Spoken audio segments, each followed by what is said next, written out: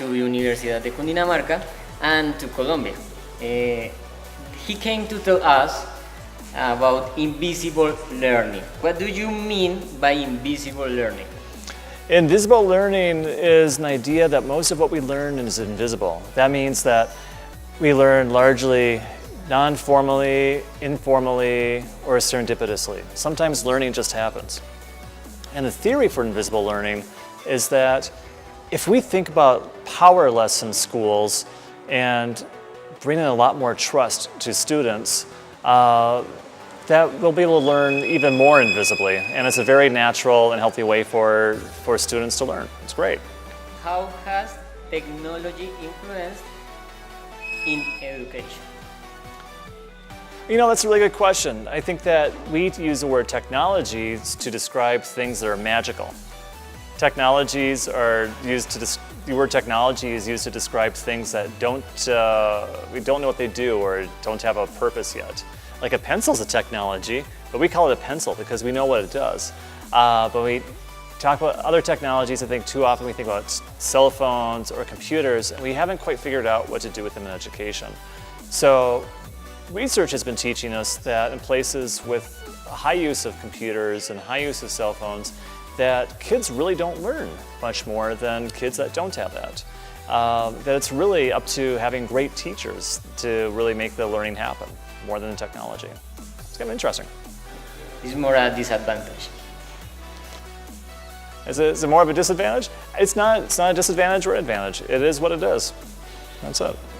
The fourth is, how can we improve quality life throughout education? Well, I think that the best thing we can do is invest early in education and expect change not to happen instantly. It's going to take many years for educational transformation to happen. And this is the experience that we had in Minnesota. In the 1950s, we invested a lot of money heavily into education, and it took decades until we saw great returns. Finland had the same thing. They migrated from a society that was based on chopping wood into one that is high-tech, largely in long-term investments in education.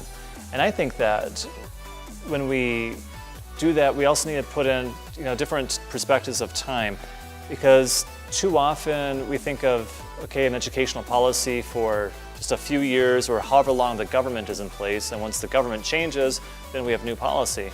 And we need to create investments in education that last longer than the government's. The fifth question is, in your opinion, what are the most important challenges universities are facing? I think the most important challenge that universities are facing is that they're no longer the king of education anymore. There are many other ways that you can learn. You don't need to learn in universities. You can learn on your own. You can learn within networks. You can learn with some of these startup schools that are emerging, like the Nomads Business School in Amsterdam or Outliers School throughout Latin America. And I think that's going to be the challenge for them, is to compete with more innovative startups and initiatives that are popping up around the world. There isn't necessarily a diploma. Well, you get a diploma, but you know what? What's the value of a diploma? So the Nomads Business School, they say, well, we can't give you a diploma because they're legally not allowed to. But if you want, you can get a tattoo when you're done. So you tell me, which is cooler, a diploma or a tattoo? The last one question is, do you have any questions to improve education in public universities? Do I have any, sorry?